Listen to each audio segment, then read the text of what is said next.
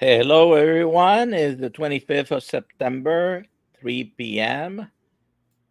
And this is Dr. Nelson Vasquez from Florida.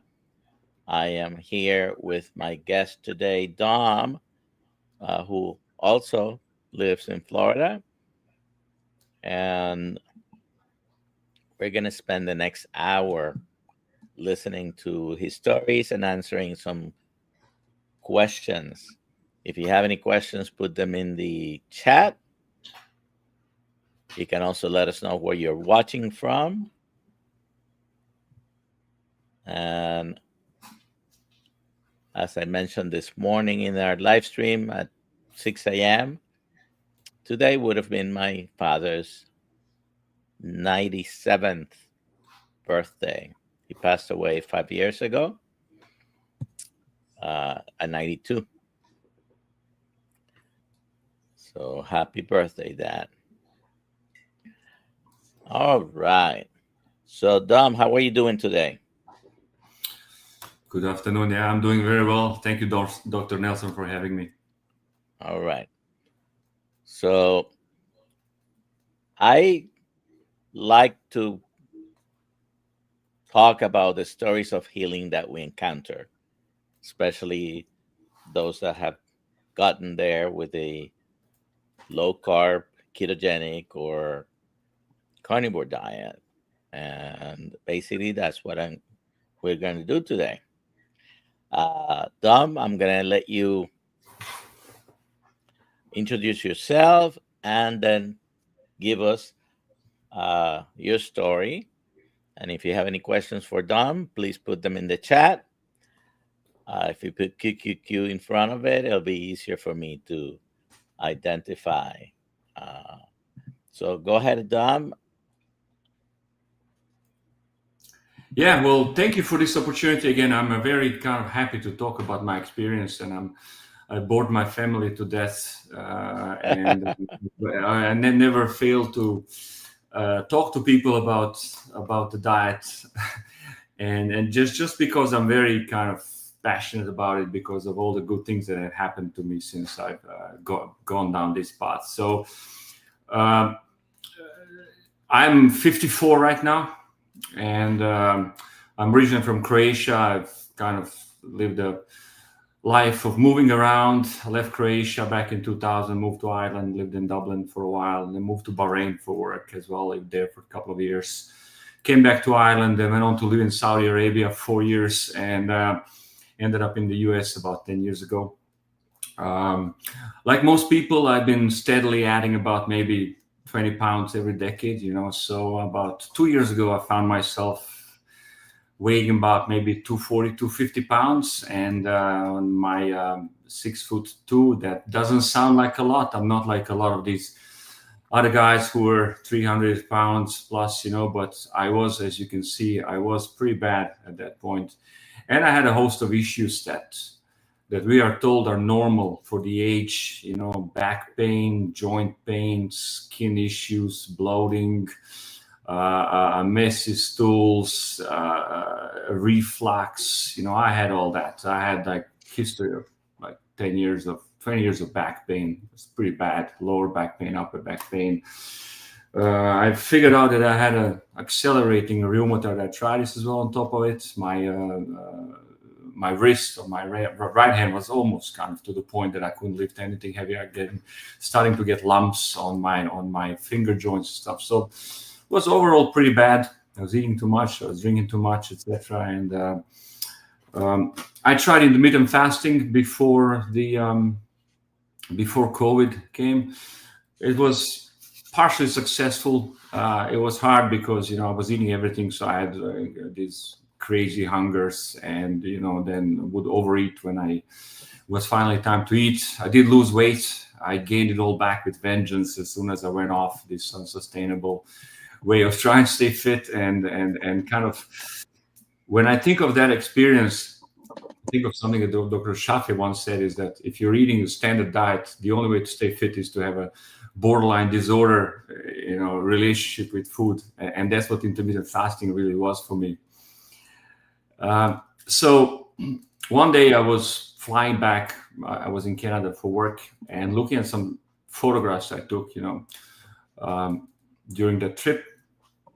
And I saw an old man in pain. And then I started just browsing the nets. And I remember that some carnivore videos popped up over on YouTube. I think it was first I found Dr.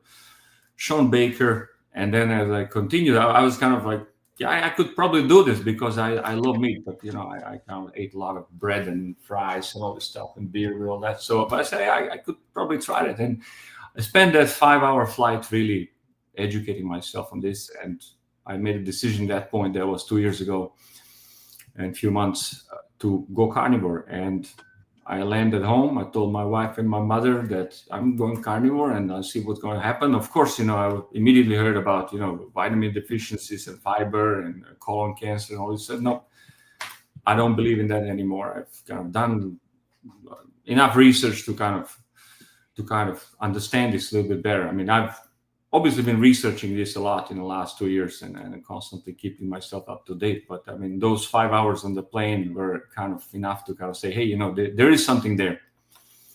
Now, why I'm very passionate about this is because that was like first 2 months were an incredible journey. I lost 20 pounds first month, 20 pounds second month. And by month 4, I was down 60 pounds. And at that point, I was down to about 180 pounds. I figured out I had to eat more, and then I started eating more, and then I hit the weights as well. So then I gained back 20. So I'm now today at 200, down from 250. As you can see here on the left is what I was like, and then on the right is like this from a year ago, but I still pretty much look the same today here. Training heavy weights. Thanks God, because of carnivore diet, my right wrist is now, I'm completely free of any rheumatoid arthritis symptoms. I can deadlift 350 pounds, 3 sets of 5. And that's the first months were really miraculous because my back pain cleared within like 4 to 6 weeks. My joint pain cleared within 3 months. My digestion cleared up within a month. First month was bumpy. If I was doing it again, I might maybe decide to go slowly, and I went cold turkey. I followed some stuff from Professor Bart Kay. He was recommending, no, don't do that because you will mess up your microbiome. But I did that. I wasn't aware. But my problem is I'm abstainer really. I'm not good at moderation, So I understand 0 and 1, and it's kind of hard to kind of try to stay in between. So that's why cold turkey approach worked very well for me, and just like. I managed to just immediately eliminate everything that was bad. So joint pain was gone, skin cleared up. I went from about 40% body fat for maintaining it around 15 right now. Energy levels went through the roof. So before I started carnivore, I've given up on pretty much all physical activity. I was not even managing to do yard work. That would kind of like an hour yard work would really make me feel all in pains and tired and ready for bed. Now I can do 2 hours in my backyard, then lift weights, then go to the beach, and then go out at night. It's kind of like incredible amount of energy and that we get. And I understand now the biology behind it. It's all about our mitochondria that's running a lot cleaner and a lot better on a ketone type fuel than glucose. So that's pretty much it in the essence. I've been pretty strict over the last 2 years and a few months there. Social occasions are sometimes hard. I went sailing this summer with 10 other people. We chartered a boat, and I said during that week, I'm not gonna be that guy, And I said, oh, whatever's cooked for food, I'm either gonna fast or I'm gonna eat whatever I can, And I've come to understand this is shouldn't be a theology. You have to be flexible to an extent. There's some business dinners where people book Asian restaurants. Pretty hard to stay clean of carbs. It's impossible to stay clean of seed oils when you're eating outside. It's just like we get a lot of that stuff when we eat outside. And whenever I travel, I'm just aware that that's happening. But in my home, at least, that's my sanctuary. That's where we cook on ghee, we cook on tallow, we cook on butter. We just make sure there's nothing there that's kind of the bad stuff that we know now is bad. Some other interesting things. So I live in Florida. I stopped using sunscreen altogether about 2 years ago, and I can stay in the sun for hours and hours, peak of the day. If I start feeling a little bit of burning sensation of skin, I either go into shade or put a shirt on, but I don't use sunscreen anymore. And I haven't once burnt and peeled in that period of time, and I have not been avoiding the sun. I'm pretty active here in the Florida. We go in the water, we do boating, we go on the beach very often. But yeah, another thing that's resolved really, like I had like dandruff since like my almost like late teens. I had dandruff regularly. If I didn't use anti-dandruff shampoo, I would have like white shoulders within like a couple of days. So that thing cleared up, and I stopped using shampoo as well. I stopped using shower gels. I'm using cold press beef tallow soap, because I realized, from education, that our skin absorbs these things, and these things are hormone disruptors, and we don't even know what's in them. I mean, they're not forced to always put all the ingredients because you don't eat that stuff. So I'm buying, it's a cold press tallow soap. I use it on my hair twice a week. Most of the time I wash my hair with just water, and my hair has grown stronger. I'm no dandruff, and it's that's another very, very good side effect of this healing, the whole healing story. So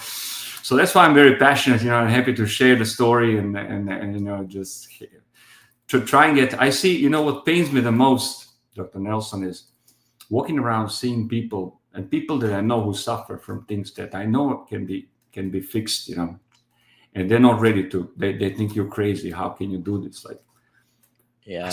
I mean, you have to choose, Wonderful. Were you expecting the benefits? Because you were getting pretty big, and you made a conscious decision to, okay, I'm going to start doing this. Were you expecting the improvements on the rheumatoid arthritis? Were you hoping at least that would help?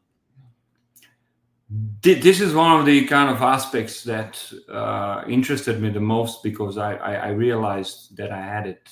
I had a blood test, and then I had the clear picture of being 90% RA, and I did expect that I will become better. But I didn't expect the extent to which, and then the speed at which this happened. I'm completely free of. I mean, I squat, I deadlift, like it's crazy. I mean, Did your doctor ever put you on medication for it? So, I come from a culture where we don't go and see a doctor until we're kind of like very bad, So Falling apart. So I haven't really. I've seen my doctor when I was a year into carnivore. That's the first time I saw him since COVID. I had a very bad case of COVID, and I subscribed this to the condition I was in. So that's the first time I saw a doctor in like years. So I didn't really seeing a doctor, and then when I saw him a year later, and he said, you look very different, and he was a good guy. He saw that my cholesterol was a little bit higher, but everything else was perfect. He said, I'm not going to put you on statin. I said, yeah, thanks for thanks for not offering it, because I wouldn't take it. Well, so, that makes me think he has some critical thinking, at least, which I expect from all doctors. I, being a doctor for a long time, I do expect doctors to give you the best care possible. And I hated that sometimes you go to the doctor and they just see a number. They don't take the whole picture into account. Oh, your cholesterol is 201. You're going to die if you don't have a statin. No. When you have to take everything into account to make those decisions. Yeah. But he acknowledged that you were different and the whole picture looked so good that he didn't even say anything about. Well, he did say something. It's interesting. He did say, "I'm not going to put you on statins." Yeah. Yeah. So he didn't recommend it at that time because he was taking a look at the whole thing. And this is what happens. Cholesterol is probably the number one issue uh, that many doctors have against ketogenic and carnivore diets.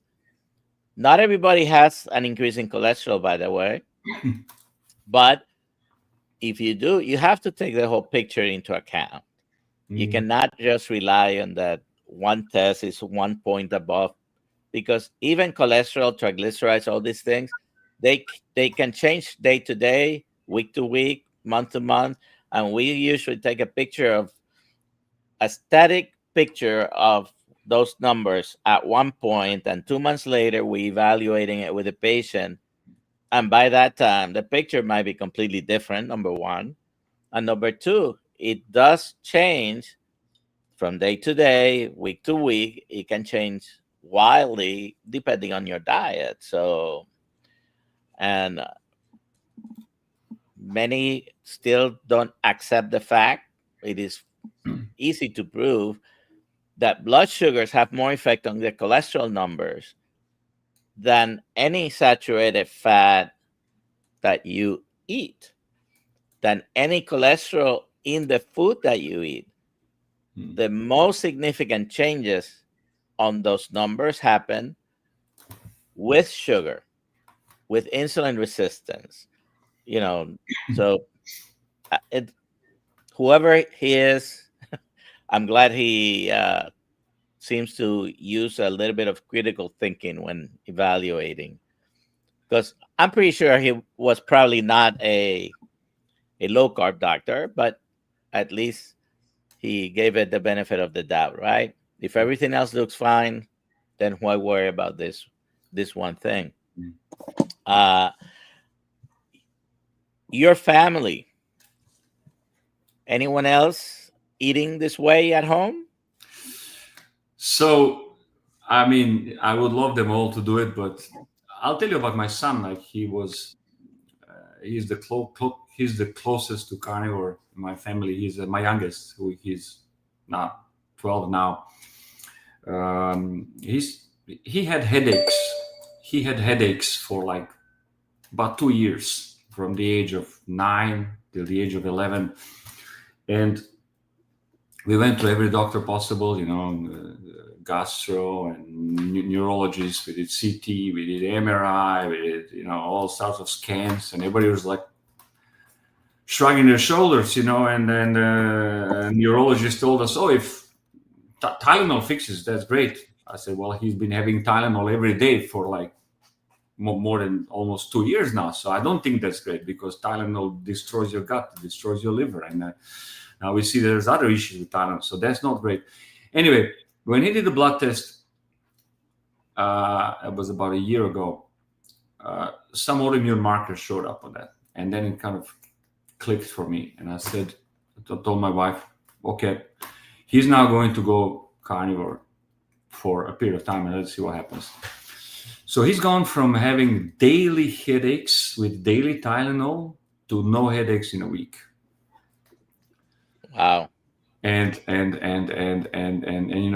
not only that, but he was terribly car sick. He was vomiting in car all the time. We like to go sailing. He couldn't just, if the sea is a little bit rougher, he would get just seasick, crazy seasick. All of that gone away, gone. So he was strict carnivore for about 2 months, 3 months. I mean, kid was funny. I bought a dehydrator, so I was taking ribeyes, and I was dehydrating ribeyes for him, and he would bring this as his lunch, his Ziploc bag, while other kids were having, bags of crisps, and apple juice and all this sort of crap, But he would just be chewing on his steak there for for school lunch, and then he slowly kind of started. Kid is a kid. Sometimes he'll have it's a birthday, he's gonna have a piece of cake and add a little bit of rice and all that. So he's more keto-ish now, but I can tell you that he's kind of free of headaches as long as we control don't let him have on regular basis. any sodas or any kind of like cakes and sweets and stuff like that. So he's regular off that stuff only for birthdays and some special All occasions. right. Well, that's pretty good. Kind of I have um, one of my sons. If you ask him right now, are you? Because I did hear this question just 2 days ago. Someone asked him, "Are you still doing carnivore?" And he said, "Well, dirty carnivore." And it's okay. Uh, my other son, uh, he eats very low carb most of the time. Mhm. We were celebrating my grandson's birthday the past few days, so he may have gone off plan a little bit, but it's all good. The thing is, we don't think about a low carbohydrate or ketogenic or carnivore diet when we're having headaches, right? And a lot of people might not even believe you. I'm I'm pretty sure they don't believe me. They don't believe anyone who says all those symptoms might be. I'm not saying they are absolutely Yeah. from too many carbohydrates, but very often they are. And once they experience that, even if they go a little bit of plan and they start not feeling good, they realize, okay, I better stick with being Yeah. this way. When you're metabolically healthy, however, you can you can improve your health, and then you may be able to add here and there some things. However, like you mentioned, I personally am not a good moderator. Okay, I definitely do better with just abstaining. Now, it could something could be there next to me, and once I make a decision, I'm not gonna have that. I'm pretty good with it. But then, if I eat something that may not be carnivore, may may not be considered a big deal. Yeah, we're talking about very low carbohydrate content, maybe a pickle, olives, or uh, some nuts. Then it's more difficult for me to moderate that. So I do much better uh, when I'm strictly abstaining from those things. If you have any questions for Don, please put them in the chat. Uh, I did have another question. So uh, it so the members of the family do eat a sort of a meat heavy diet, even if it's not completely strictly carnivore, Yeah. right? Yeah. That's. I mean, if I cook dinner, it's like four, five ribeyes on the table, and that's it. And or if like my wife is away now this week, so boys are now just eating burgers. Yesterday I cooked beef shank, and so. But yeah, it's typically meat heavy, very meat heavy at home. My boys get a little bit done, a little bit of vegetables and maybe rice. And my wife cooks, and sometimes she makes tacos and stuff. But Uh, I'm just cooking for myself most of the time. Eat twice a day.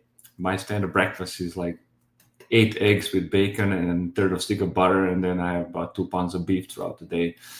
Maybe one meal, maybe two. oh, oh my God, you're gonna have a heart attack. Oh yeah, yeah. In case you didn't get it, I was being completely I know, facetious. man.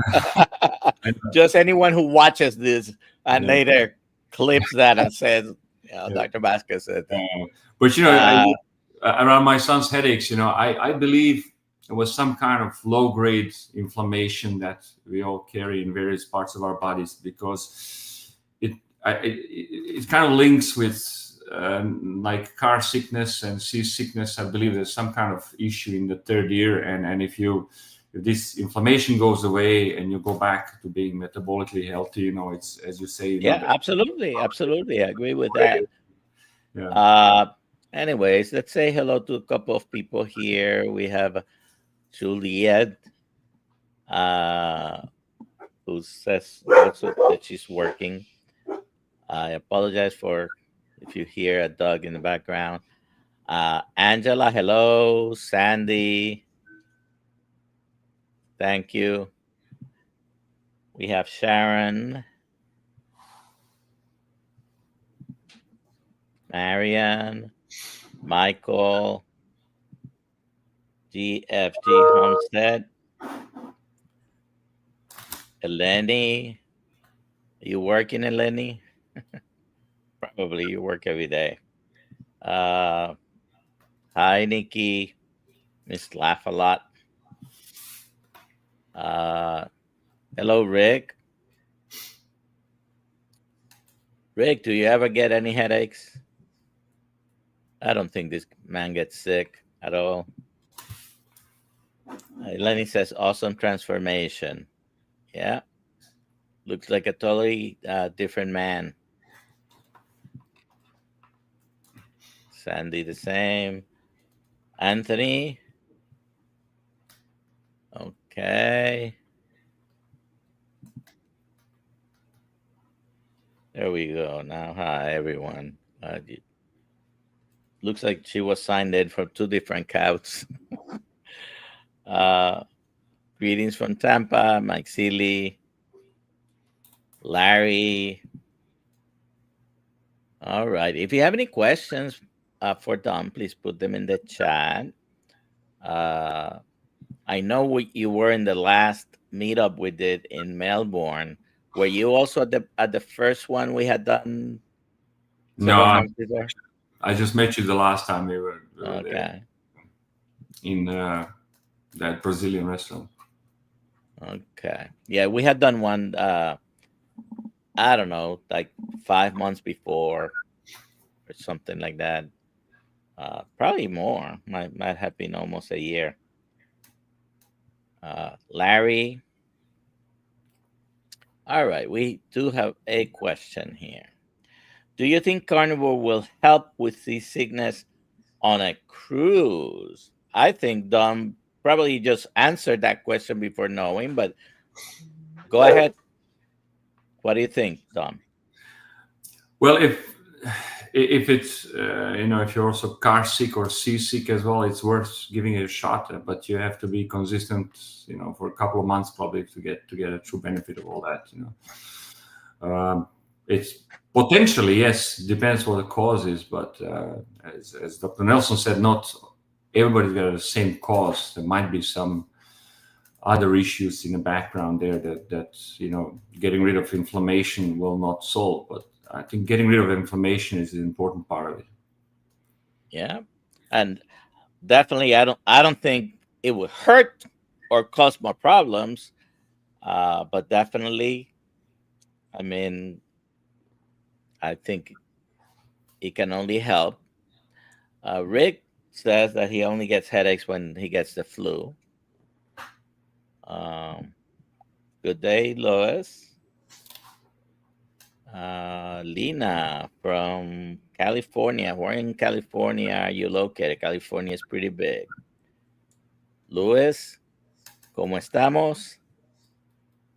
Luis is in Colombia, South America. All right. Okay. Juliet says hello to Luis and Luis. All right. We have a question here from Juliet. Do you eat beef raw too? Sorry if you said it earlier. Multitasking here. Well, my favorite steak is ribeye, Pittsburgh style, raw in the middle and with very crusty on the outside. So yeah, I do like my steaks pretty close to rare blue. I do also eat the steak tartare. I love steak tartare. Okay. In fact, the last time I was traveling, I was over in Serbia for business, and we ended up in. And these guys are really Balkans, really heavy, the meat heavy diet. So we ended up it was a feast. Anyway, I ordered a starter of steak tartare, and without reading the menu a lot, what came was like 2 pounds of steak tartare, and there were 4 of us. And they said, "We're not going to eat this." You didn't realize this was a starter for like four persons. Anyway, I had all that. It was really nice. Very good. I just had some picanha, which was black and blue Okay. as well. Uh-huh. Uh, as a matter of fact, it was a little bit charred on the outside, and in the very center was still cold because I had taken it out of the refrigerator. But all right. Oh, I do love those steaks cold. If there's any leftover ribeye, and then I eat it directly from the fridge and slice it thinly without warming it up. That's Yeah. Hello, Chris. My doctor started discussing statins before he issued a blood draw for a lipid panel. Of course, a carnivore diet eliminated that mindset. Good. Hello, Bill. Gut servant. Okay. What's up?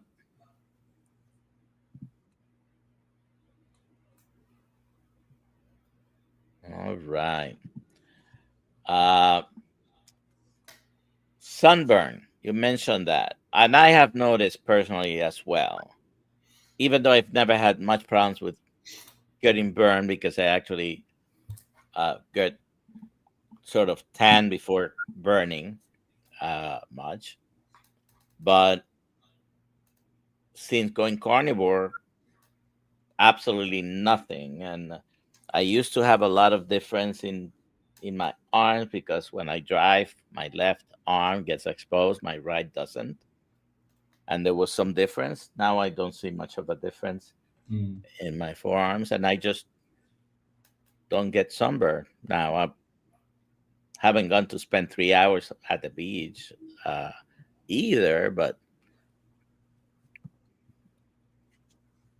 yeah. this is the experience that many people on carnivore relate. So it seems to be a real thing.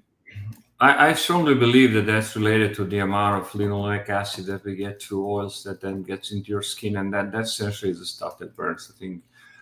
I think seed oils are probably the worst decision humans have ever made, moving over from animal fats to seed oils, and then that's so supported by the industry and by both the food industry and medical so community is just like super crazy when it's evident that a lot of metabolic conditions that are kind of escalating are clearly coinciding with the explosion in the amount of seed oils that we're eating. And we never had this stuff in our 4 or 5 million years that we evolved. We never had this stuff. This engine oil, heavily processed, and then to have American Heart Association sticking a heart healthy label on this stuff. Oh my God, that's kind of like when you open your eyes to these things, you just realize, how badly we're lied to, for interests of the corporations and various industries. My out of the more commonly known seed oils that people make a list of mostly 8 of them, but you could actually have a list of probably 10, 12 different ones. But canola oil is the one that I've dig already deep into it. I have mentioned before I'm writing a book about it. I think I'm ready to go ahead and submit what I have to try to make it a little book. And when you think about it, all these oils first were engine lubricants, machinery lubricants, basically motor oil before they were served on your plate in any way, shape, or form. Okay. After canola specifically, which comes from the rape seed, not grape, but rape seed, and 52% of the fatty acids in the rape seed oil are cardiotoxic. Okay. Mm. So if you consume it, humans will damage their heart. Well, fast forward to the 70s, they finally were able to, through what I still call genetic manipulation, crossbreeding techniques, that they produce a seed that only has about 2% of that cardiotoxic compound, which is a fatty acid. The thing is, the government allows up to 2% on your canola oil. So even if you're a canola oil user, you are getting up to 2% of that cardiotoxic fatty acid in your oil. So if I were going to use something like that, which jokingly I often say, I probably rather go to down to the auto parts stores and get a high quality synthetic oil. But because it's motor oil, canola oil and needs to be manufactured like in an oil refinery. And then they put some in the canola oil bottles that they sell you at the supermarket, and some go to big drums because it's biodiesel. Mm. I don't think so. So I avoid it like the plague. There is a lot of politics that were involved in bringing canola oil to the market, and there's some stories about industry, and of course we're not here to try to cast conspiracy theories, but money has a lot to do with that canola oil, which is a motor oil, ending up on your supermarket aisles with a heart healthy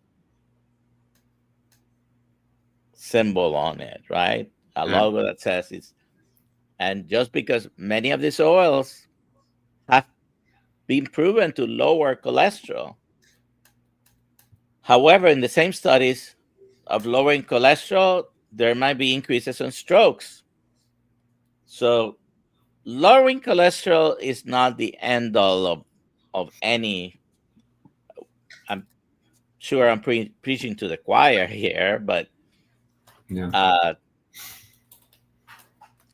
I try to avoid it, and I know that I don't even have to make a conscious decision to avoid it. If I'm eating just fresh meat, I'm not buying things in a box, a bag, or a can. It's not going to be my food. Okay.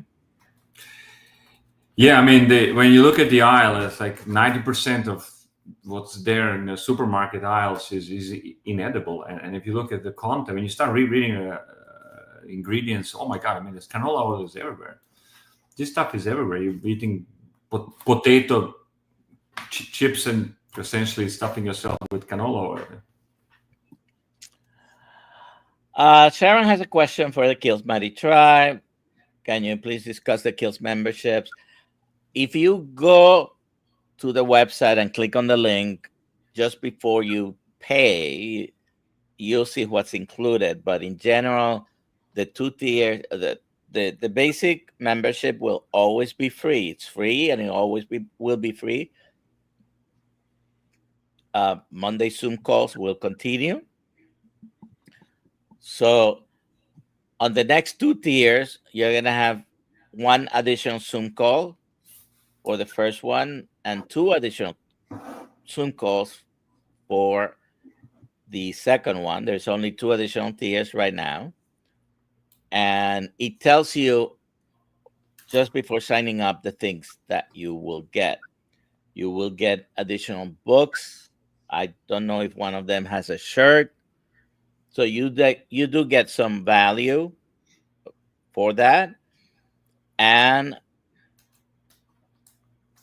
on the higher of the two, which I suspect is going to have probably a smaller number of people, we'll be able to do more specific coaching about any issues you want to discuss.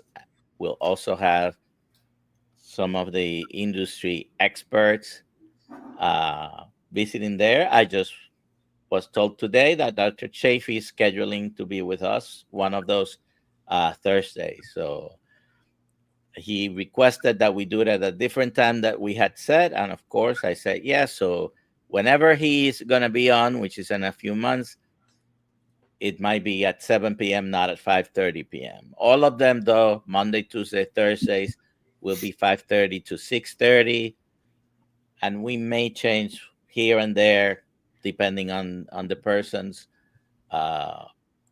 who's invited and their timing. Dr. Chafee, of course, is in Australia, and I think there's like a 12 or 13 hours difference. So we definitely can be flexible on that. But if you go to the links at the website to upgrade before you pay, you don't have to put anything there. You will see what the levels have. Okay, Sharon? Any additional questions? If you want to email Alia asking for more specifics, you can send an email to alia at drkiltz.com. Doctor spelled out, Alia, ALIA, at DOCTOR kilts.com. All right. All right. Rick uses seed oils to run his truck. Yeah. Hey, there might be a cleaner uh, fuel to burn for the environment. I don't know. I definitely would not run my body with the seed oils. All right. And if you want to check those particular tiers, this is where you go to the Kills Mighty Tribe. Okay. Great that Dr. Kills has some paid options to compete with other groups. Yeah, we wanted to add some value. We we are trying to make it affordable. It's not more expensive than anybody else out there, but uh, trying to offer more value to everyone at the Kills Mighty Tribe. Okay. Chris says, Dr. Nelson, I'm reaching satiety very quickly now, almost a year carnivore. Is it acceptable to eat 2 or 3 times a day? You definitely make your own decision. Uh, and the answer is yes, it's acceptable, whatever you want to eat. Now, if you're strict carnivore, I doubt it. I think Rick might be the exception. I doubt it you're going to be able to eat 3 times a day. You'll get satiated very quickly. But if you want to eat twice a day instead of once a day, that is fine. Sometimes I do that. Yesterday I had some salmon uh, and then I had later some picanha. And today I had some picanha just a couple of hours ago. So we'll see. I might not eat another meal in the day, but if I do, I still have some picanha in the refrigerator. Uh, my favorite cut is ribeye steak, but picanha's close up there. And by the way, picanha, even though it has a pretty separated the fat and the leaner meat, because picanha, if you understand where the cut comes from, is part of the sirloin. Okay, so it's the sirloin cap, the rump cap, picanha, culotte steaks in from it's a French the French name is culotte steaks. Uh, but picanha is very close to 50-50 fat and protein. All right. It is ribs and ribeye are pretty close to 50-50. Okay. Maybe oxtails as well. But in oxtails, it's the same situation. You have a leaner piece of meat with a cap of fat, whereas in the ribeye, it's all, intramuscular. Not all, but the the fat content within the picanha, it's all together, and the other part is pretty lean sirloin. sirloin is it's a good cut of meat. It's lean, and if you're trying to really lose weight and you haven't been able to break through your stall, uh, you might want to try eliminating some of the fat for a while and see what happens. Lean meat, increase exercise, and see if that helps break through the stall. There are many other things you can do to break the stall. All right. So, Yeah, dairy, getting rid of dairy essentially also very often yeah, gives. yeah. In particular, sometimes we don't think, well, we excuse it, the cheese, because most cheeses, particularly the hard cheese, and as long as it's not mixed with anything else, even if it's all just clean ingredients,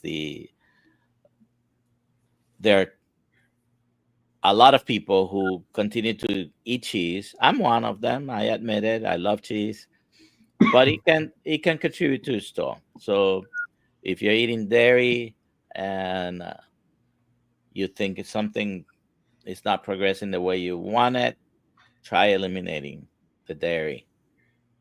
Um, Papa Carnivore is trying to emulate Rick, both trying to get a heart attack, but it hasn't happened. Uh,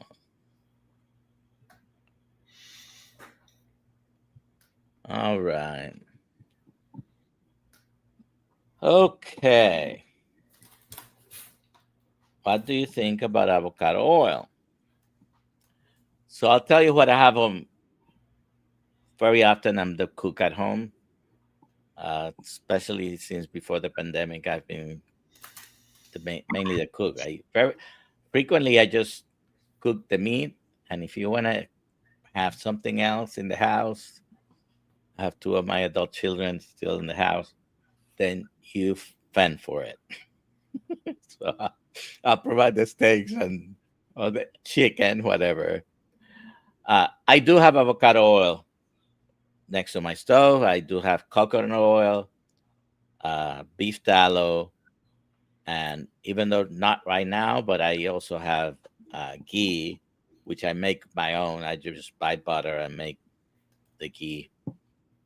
It's very good for cooking. Still gives you a little bit of that buttery taste, uh, but because you've removed the milk proteins, it has a higher uh, heat resistance, smoke point, whatever you want to call it. It's excellent for cooking high temperatures. Uh, Beef tallow, avocado oil, and ghee are all that have they have that characteristic. The beef tallow probably starts to smoke a little bit before the avocado oil or the ghee would. Yeah. You mentioned you use ghee, Dom, right? Yeah, I use a lot of ghee. We're buying ghee from Costco, and it's grass-fed ghee. So yeah, I mean, with all these other oils like olive oil and all these plant oils, I mean, olive oil if it's just naturally extracted, it's okay. You're still getting all the plant toxins with it. So if you want to stay clear of that, you stay clear of that. Just stick with animal fat, but it's okay. A little bit of olive oil. Olive oil is important to be had on room temperature. Really, if you're cooking on it, it quickly gets destabilized as bonds break and becomes less stable and less good for you, I guess. Yeah, it's less bad. The avocado, I have it because the Mm, other members of the family like to use it. mm, If I'm gonna use something, is the beef tallow, which I have both beef tallow that I bought or beef tallow that I basically render from either fat trimmings or burgers, or I filter it through some cheesecloth and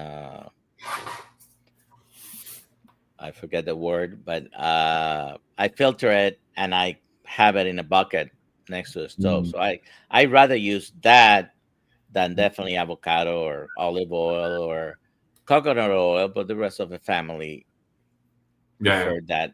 So I have those are less bad. I think they're less bad. And if you're certainly a vegetarian trying to follow a ketogenic diet, I would certainly use, in particular, the coconut oil. And if you're going to use olive oil, there are many issues about the both avocado and olive oil in particular, where they are adulterated, they're mixed with things like canola, soybean, or corn oil, and you don't even know about it. So you need to buy and be selective a high quality olive oil that you're gonna have to trust the label unless you really want to do more research into how that particular company makes it. But a darker glass or metal uh, container, and preferably should say that it's from one source, not from many countries, because there are a higher risk that someone has put some other oil that's cheaper to produce, right? So comes with some caveats. One There is. ninety nine a pound for spare ribs. All right. If Let me see if we have any other questions here. Lenny says I don't really use the avocado oil for cooking, but I do sometimes use some avocado oil mayo for my burger parties. Yeah, there's you can make your own mayo, by the way. And traditionally, mayonnaise is made with raw eggs, but some people feel funny about doing that. I haven't tried it, but you can also make it with boiled eggs. And I'm gonna try to do that. Have a lot of eggs right now there, so but avocado oil, a cup of actual boiled eggs, and you can make a mayo with that. Uh, I occasionally buy a mayonnaise because people in the house want mayonnaise. Uh, so I do buy the avocado mayonnaise. I forget which brand was it that I bought last time. But I've made it myself as well with olive oil and avocado oil. Okay. Rick uses the coconut extract. He extracts the coconut oil to make a soap. This was done by our ancestors, definitely. And this is the one I make lard mayonnaise. And Elaine says I want to try to make my own mayo too. It's just convenient to have the avocado mayo in the fridge. Not enough time in the day. Mm. I agree, Eleni. Sometimes there's not enough time, but um, you can actually make it, and flavor is pretty good. It does call, the main recipes usually have a little bit of mustard. So if you're sensitive to mustard, of course, don't do that. A little bit of apple cider vinegar, and some salt. But mayo is very easy to make. I do have a recipe of someone who makes mayonnaise and uses olive oil or avocado oil, but they ferment it for 24, 30 hours before putting it in the refrigerator. And that helps the mayo last longer. In particular, if you're afraid of using the raw eggs, which is the traditional mayonnaise is done like that. Uh, Somewhere I have a video of how to do that. Mm. All right. So let's see. I did have, you mentioned the dandruff. That's a very interesting thing. I've heard it before several times. Skin conditions in general, and dandruff, the main cause of dandruff is a type of yeast that causes the dandruff. Seborrheic dermatitis, or seborrhea is the main diagnostic term. But eczema, psoriasis, all these skin conditions is the only thing I keep hearing. They get better. Yeah. I still haven't had anyone tell me, "Oh, my psoriasis got worse with carnivore." Mm. Could it happen? Probably. Maybe it could happen. I don't know. It seems that most people get improvement. So if Yeah. you're listening and you are not following a carnivore or a very low carb, high fat diet, and you have rheumatoid arthritis, we're not talking about prescribing a potent immunomodulator that's going to wreck your immune system so they can handle the inflammation from the rheumatoid arthritis. You can give it a try, a change of food to see if your inflammation gets better. Mm. It's very simple. Do you Yeah. need did you wait until you were able to go to the doctor to ask permission to go on a carnivore diet, Dom?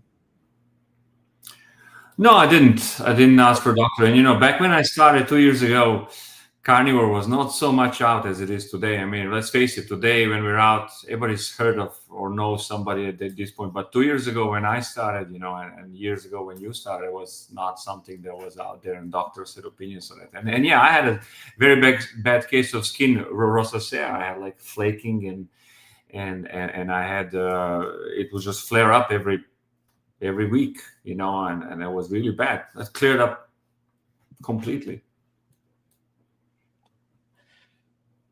Karen, you didn't mention if you were carnivore before and after this happened, but uh, yeah, leaky gut is one of those things that a lot of doctors don't even take into consideration, uh, and it can get your skin conditions worse. By the way, the inside of the gut is part of the outside of the body, and I unfortunately we don't have that much time to explain it, but True.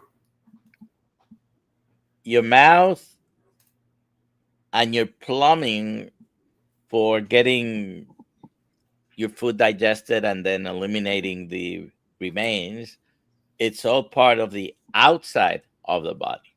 Okay, think about it. You should be able to figure it out, but it is away from the inside of the arteries, from the blood, from the organs. Okay, it is part of the outside